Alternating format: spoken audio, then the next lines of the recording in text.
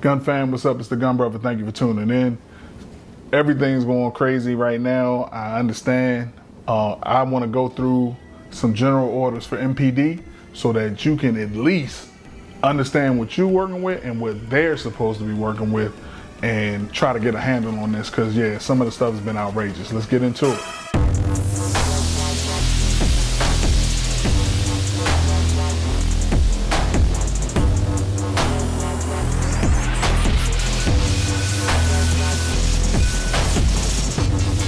With all this, whatever you want to call it, federalization,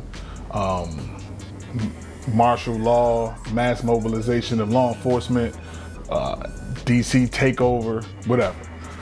There's a lot of things that's happening in a manner that they shouldn't be happening mainly to people of color. DC is known as Chocolate City, and that's an old moniker after the gentrification and all that changing and all that stuff.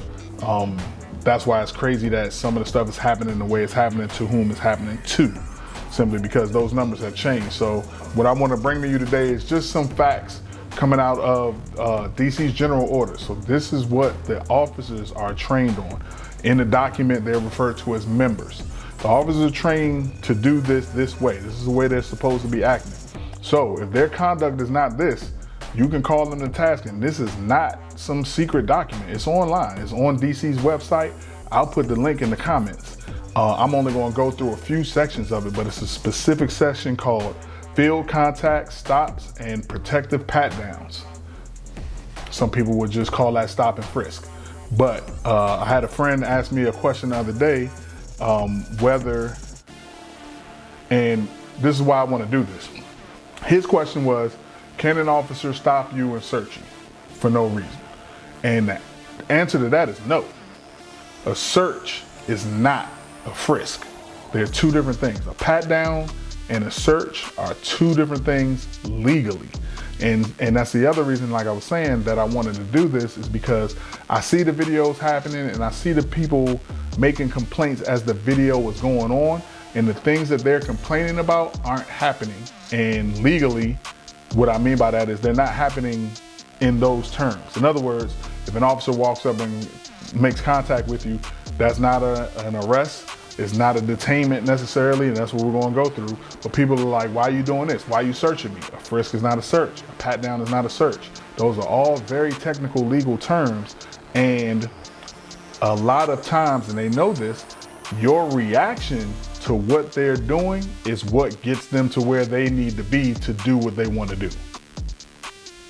So I'm hoping understanding this will keep you from getting there. Okay, understand, and again, some of this they're not going by, so you can call them to task on that, but in court is where to do it, not necessarily while it's happening or what's going on. Okay, so just getting into it, and like I said, this is General Order 304, number 10. Field contacts, stops, and protective pat downs. Okay, and right here, and I don't want to just, I'm not going to 100% read all this stuff to y'all, but some of them I'm gonna skim through just to get an understanding, okay? So obviously from the beginning, the purpose of this order is to establish policies and procedures governing field contacts, stops, and protective pat downs, all three different things. This order is intended to promote public safety and to safeguard members of the department from injury while ensuring that invasions of individual privacy are held to a minimum. So we'll start off with procedures. Field contacts. First off, field contacts may be initiated at any time by members. No evidence of any crime is needed to initiate a field contact, and the encounter may be terminated at any time by either party. Just keep that in mind. Since the field contact involves solely the voluntarily cooperativeness of an individual who is free not to respond and to leave, the standard for a field contact does not require probable cause, reasonable suspicion, or any other specific indication of criminal activity. So if the cops want to walk up to you and make contact, they can do that. They're going off your reaction, you'll see later, to escalate it into something else. So at this time, you're not stopped, you're not doing anything, but if you're going to stand there and challenge the officer, your behavior can lead to reasonable suspicion based on this document. Or I guess that's what I'm supposed to say. I'm not a lawyer, I'm not a cop either. I'm an instructor, and I understand these things. okay? I'm not telling you what to do. I'm trying to give you some knowledge to understand what's going on, and you can conduct yourself however you want to do it. Members may initiate a field contact for any legitimate police-related purpose, including to question a potential witness observed near the scene of a crime who may have knowledge relevant to the investigation. Field contact shall not be conducted in a hostile or aggressive manner or as a means of harassing an individual or attempting to coerce an individual to leave an area merely because he or she is hanging around or loitering, okay? So that's not the purpose of a field contact. It does seem that it is being used that way in a couple of instances. So understanding that, you do have the right to be where you have the right to be. This is where that whole street code kicks in, and a lot of times it's whether you're doing dirt or not, but nobody wants to be seen talking to the police. That's where this is coming from. And that's that stigma, that's that, you know, you're not doing this, you're not doing that, I'm not getting into all that. But I'm telling you, at this point, some of the behavior that happens is what gets it elevated to a stop. And that's what I'm telling you. You're getting them to where they need to be to do what they want to do. Okay? Members should avoid short responses, stuff like they should say may or would you mind. The duration of the field contact should be as brief as possible. If during the field contact individuals ask whether they must respond or give the impression of feeling compelled to respond, members shall immediately inform them their right to refuse to respond or leave, okay? So you can walk right away from it. If you're not detained, if you are free to leave, leave. When individuals refuse or cease to cooperate during a field contact, they must be permitted to go on their way based on the totality of the circumstances described in Part 2B. The field contact is escalated to the stop, okay? So again, that's your key right there. They walk up, they just chilling, making a field contact. And when you refuse or cease to cooperate during a field contact, you must be permitted to go on your way unless something has happened, the totality of the circumstances as prescribed in Part 2B, the field contact is escalated to the stop. At that point, then you're not free to leave. And everything changes at that point, okay? The refusal to cooperate or silence cannot, absent other factors, be used as the basis to escalate to a stop, okay? Members shall bear in mind that individuals are not required to possess or have on their person any means of identification, nor, absent unusual circumstances, can individuals be required to account for their presence in a public space. And it goes into their documentation, blah, blah, blah. Now, we escalated, let's escalate to a stop. Difference between a stop, and I'll show you those definitions later, okay? So a stop, the basis for a stop is the member must have reasonable, you'll hear it referred to as RAS, R-A-S, reasonable articulable suspicion, okay? They just say reasonable suspicion that an individual has committed, is committing, or is about to commit any crime. The member has the authority to stop the individual for the purpose of determining whether or not probable cause exists to arrest. So probable cause is needed for arrest.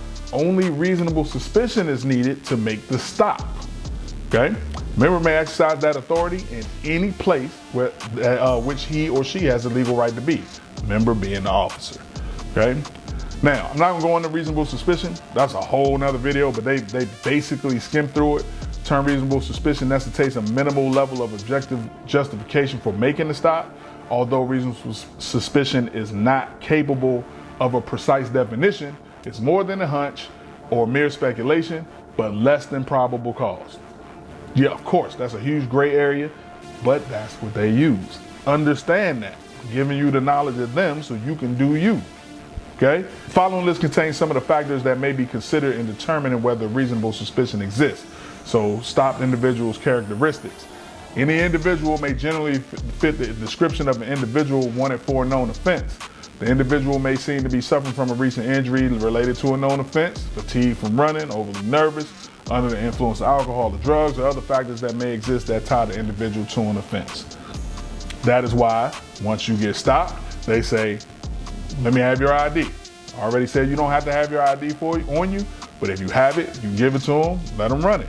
This is the part that I gotta say, the unwanted heard part that nobody wants to hear and gets mad when people say it.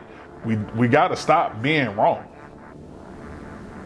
Okay? Stop being in the wrong. Like, yeah, they bend all this stuff so that they do what they do, but if you ain't doing nothing, you good.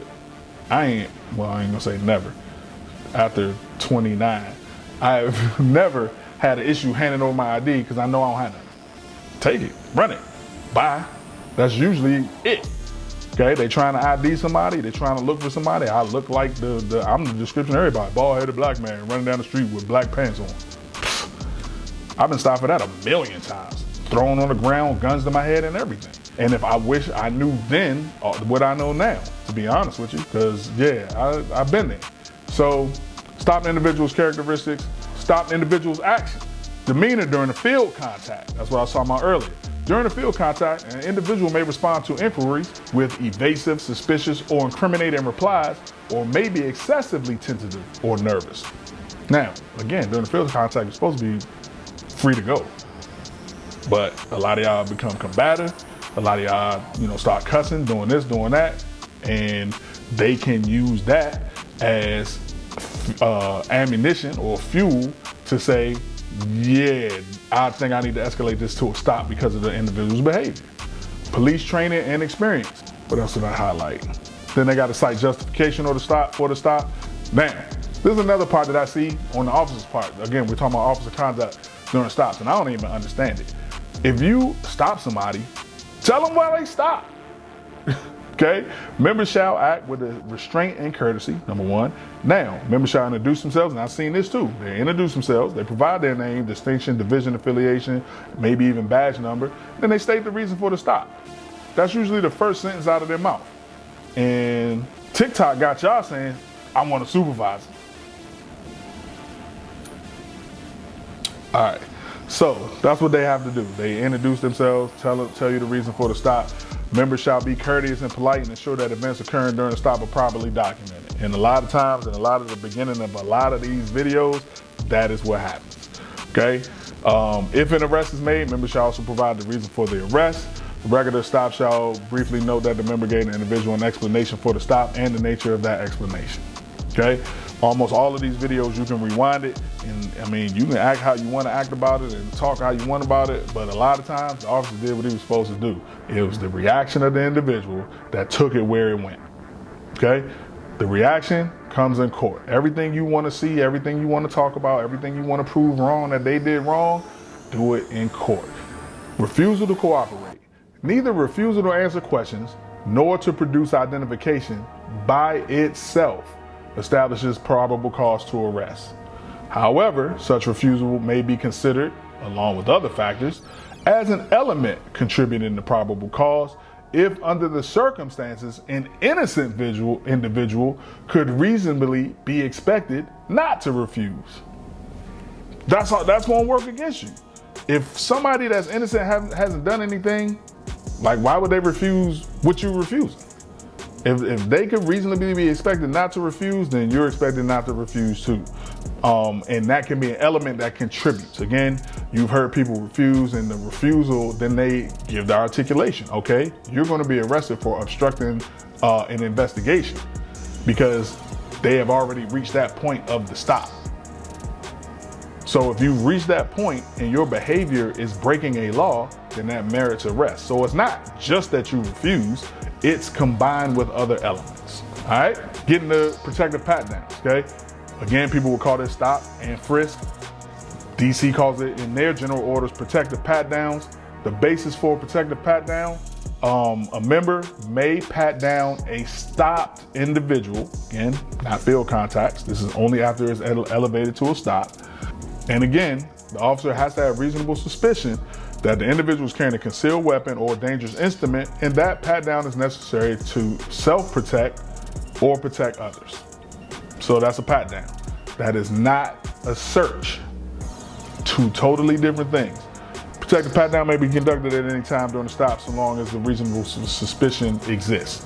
To support the pat down, prudent law enforcement officer will be warned and believe in his or her safety or other individual is in danger. So if they feel that way, they want to do the pat down, they can do it. You are stopped at this time. You are not free to leave. Or if you want to use the other word, the word is detainment. You are detained. That means you are not free to leave. Detainment in the legal term means to deprive someone of their freedom of movement. That is detainment. If you are not free to leave, you're detained. You are not arrested. They don't have to read you your rights. That's all. Whole nother thing. Miranda warnings are a whole separate issue. Members shall consider the totality of the base of reasonable suspicion to support the pat down on their training and experience. Following list was going to contain some determining factors. Check it out. Individual's characteristics against, individual's actions, or prior knowledge to the subject. A protective pat down is authorized under this order and shall be limited to seeking possible weapons or dangerous instruments. As I said earlier, the authority to pat an individual down should not be used to conduct full searches. That's different, okay, to produce incriminating material. Full searches of individuals conducted without adequate probable cause to arrest are illegal and are specifically prohibited by this order. Then they go into the pat down procedure. I just highlighted some parts. Discovery of a weapon lawfully possessed. If a protective pat down discloses a weapon, the possession of which is licensed or otherwise lawful. Remember, DC is a duty to inform jurisdiction, so they should have known that before we even got this far. But if a protective pat down discloses a weapon, the possession of which is licensed or otherwise lawful, the member shall secure it out of the individual's reach for the duration of the stop. Ammunition may be removed from any firearm and the weapon or ammunition returned in a manner that ensures the member's safety. So they can do that. It's in their general orders based on what's going on, okay? This one's a little shady. Again, this is where they bend it a little bit, I'm sure. If while conducting a protective pat down, a member feels an object that they reasonably believe to be a weapon or dangerous instrument, they can reach in and remove it. But if while in the process of removing was believed to be a weapon and they discover other items of contraband or evidence of a crime, he or she may lawfully seize the items, and these items may be considered in determining probable cause exists to go ahead and arrest the individual. If as a result an arrest is made, the search incident to arrest is proper. Okay?